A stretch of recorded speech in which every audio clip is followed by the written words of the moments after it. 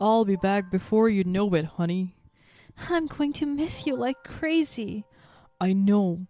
Call me if you need anything, okay? Especially if my mom gives you a hard time. I don't want to bug you while you are quite literally saving the world. I love you. That's all that matters. I love you too. My name is Laura, 29 years old, and my husband, Oliver, 28, was going back into the military. We were hopelessly in love and just got married last spring. I was planning on living on base while he was away, but his mother, Whitney, 62, was having a rough time living alone since her husband's passing off last year. Oliver was hoping she would live on base with me. She was unwilling to move from that house since it has been passed down for generations. I don't blame her, but the problem is her nasty attitude. She never liked me, and to this day, I don't know exactly why.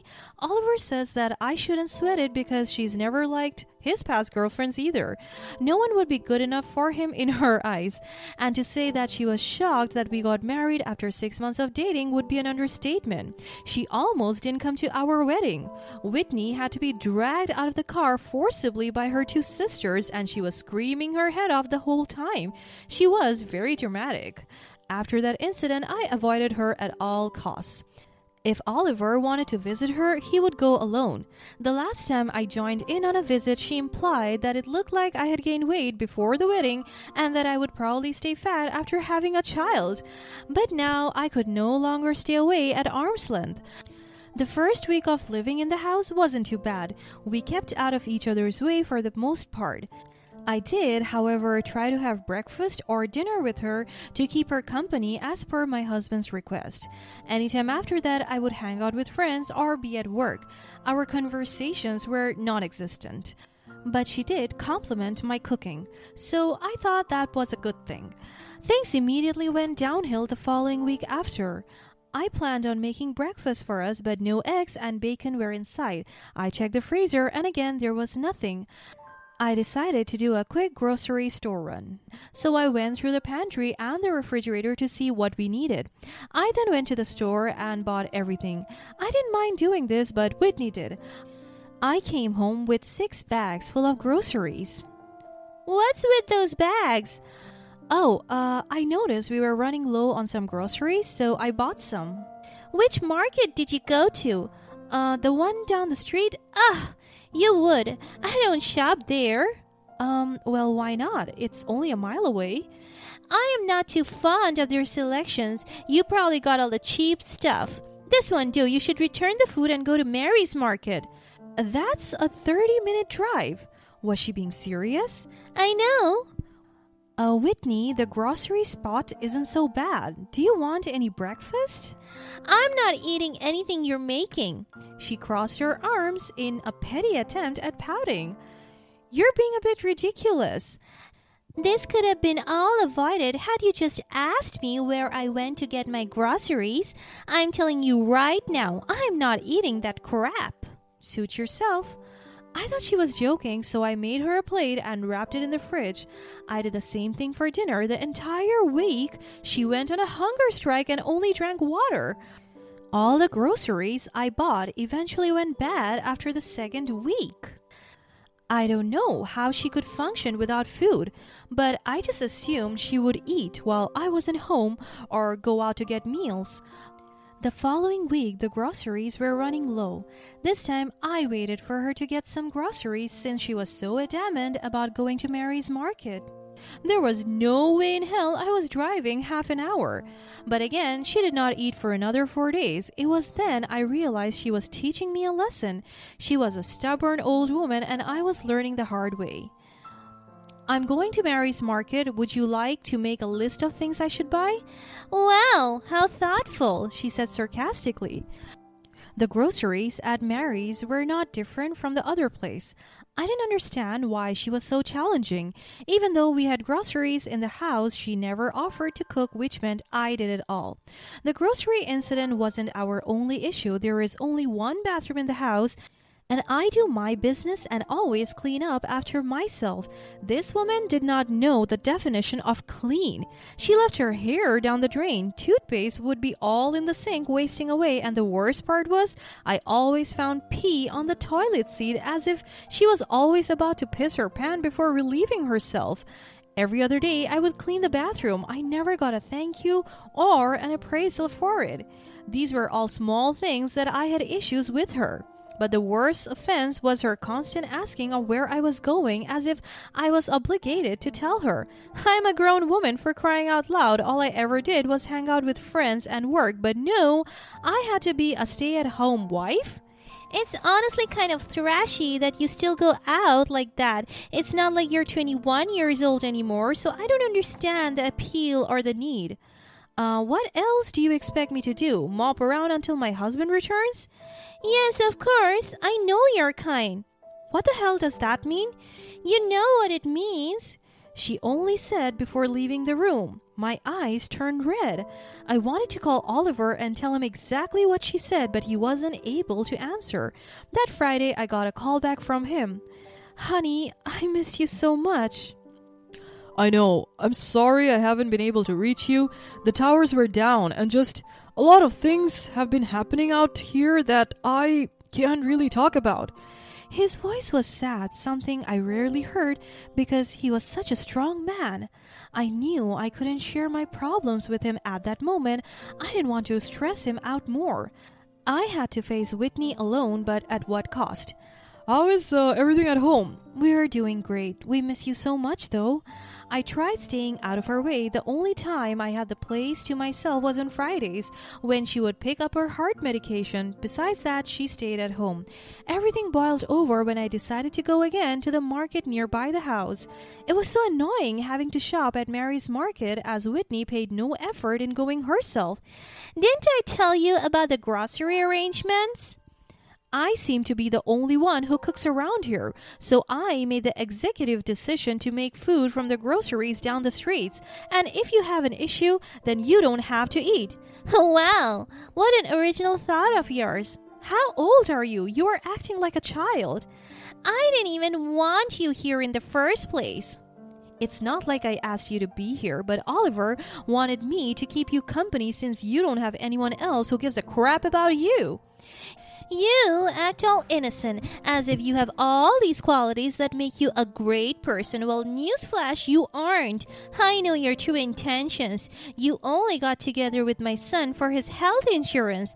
Why else would you rush the wedding? That's further from the truth. Where did you get these delusions? We rushed the wedding because we are in love. These are not delusions. They are. I love your son, and you should know this by now. If only he knew what kind of floozy you were, coming and going as you please, wasting away any potential of dignity. You are a married woman going out with God knows who. That's the last straw. Do not talk to me with disrespect. I sneered. I felt myself lose control of my temper. I could care less. As a matter of fact, get out of my house. What? Get the hell out of my house, or I'm going to call the police. You are a deranged woman. Get out! She screamed, throwing the nearest glass on the floor. I didn't know what to do. I grabbed my keys and my wallet, but before leaving for good, I had a bad idea. Maybe rage was testing my limits, but whatever that may be, I swooped her own car keys. Before I knew what I was doing, I was pocketing them and on my way out the door, with her still screaming at the top of her lungs. I stayed at a friend, Carly's house.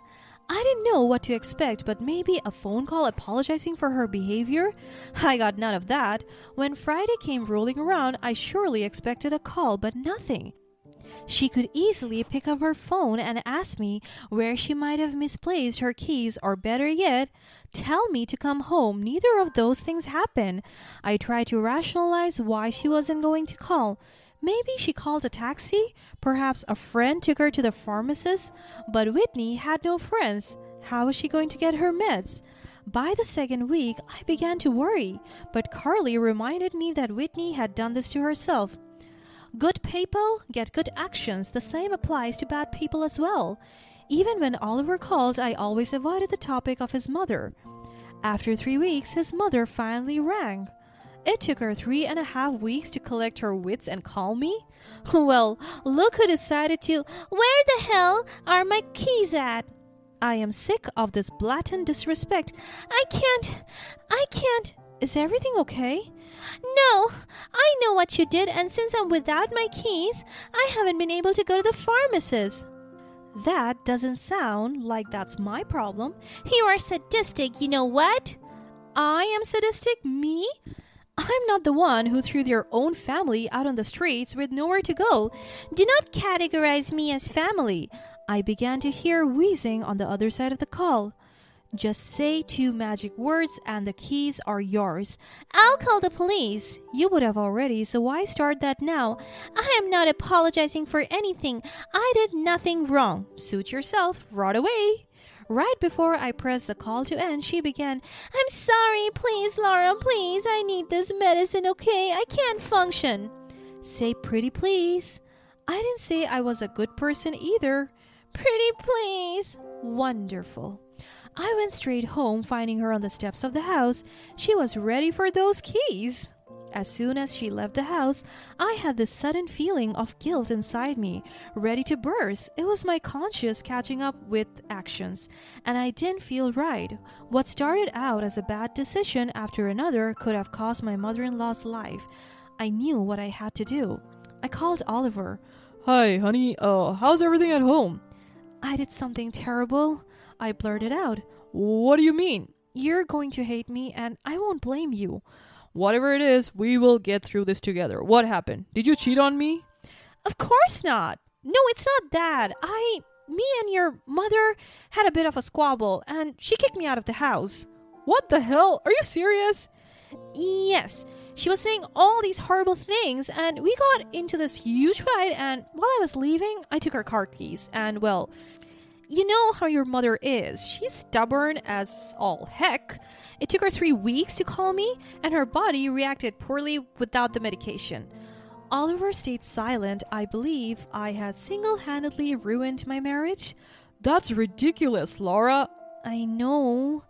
I felt tears stinging in my eyes. This is, wow. I don't know what to say.